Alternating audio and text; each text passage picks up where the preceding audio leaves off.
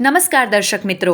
અમોને આજે જણાવતા ખૂબ જ આનંદ થાય છે કે કૌશિકભાઈ પી સોની મંત્રી શ્રી સાબરકાંઠા શ્રીમાળી સોની કેળવણી મંડળ તેમજ જેઓ જાહેર જીવનમાં ઘણી બધી સંસ્થાઓ સાથે જોડાયેલા છે એવા જયેશભાઈ વાડીલાલ સોની વચ્ચે જે મંદુક થયેલ અને હાલમાં છેલ્લા ઘણા સમયથી કોર્ટમાં કેસ ચાલતો હતો તે સંદર્ભે સમાજના અનુભવી, કાબિલ અને વ્યવહાર કુશળ પૂર્વ મંત્રી શ્રી જન્મેજયભાઈ સોનીએ સમાજના હિતને ધ્યાનમાં રાખીને સમાધાન માટે સમાજના કાયમી દાતાશ્રી અને હિંમતનગર મંડળના ભૂતપૂર્વ પ્રમુખ શ્રી ધર્મેન્દ્રકુમાર જેઠાલાલ સોનીને મધ્યસ્થ બની ઘટતું કરવા ભલામણ કરેલ ત્યારે ધર્મેન્દ્રભાઈએ બંને પક્ષોની રજૂઆત સાંભળ્યા બાદ બંને સમાજના પક્ષકારો તેમજ જન્મેજયભાઈને પોતાના હિંમતનગરના નિવાસસ્થાને બોલાવી બંને વચ્ચે સુખદ સમાધાન કરાવેલ છે। આ સુખદ સમાધાન માટે શ્રી સાબરકાંઠા શ્રીમાળી સોની કેળવણી મંડળ તેમજ તેમના હોદ્દેદારો અને કારોબારી સભ્યો કૌશિકભાઈ તેમજ જયેશભાઈને અભિનંદન પાઠવે છે। સાથે સાથે જન્મેજયભાઈ અને ધર્મેન્દ્રભાઈ એ સમાજના બે પરિવારને જોડવા માટે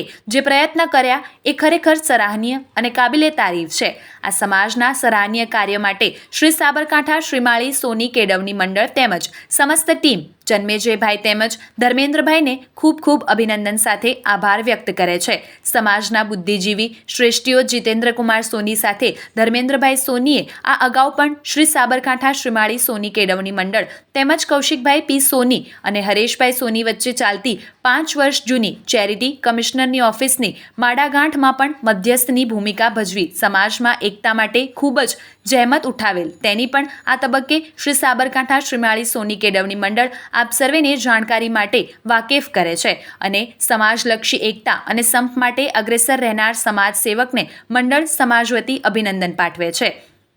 આવા એકતા અને સંપના સમાજલક્ષી કાર્યમાં શ્રી સાબરકાંઠા શ્રીમાળી સોની કેળવણી મંડળ હંમેશા આપ સર્વેની પડખે છે અને રહેશે એની ખાતરી આપે છે।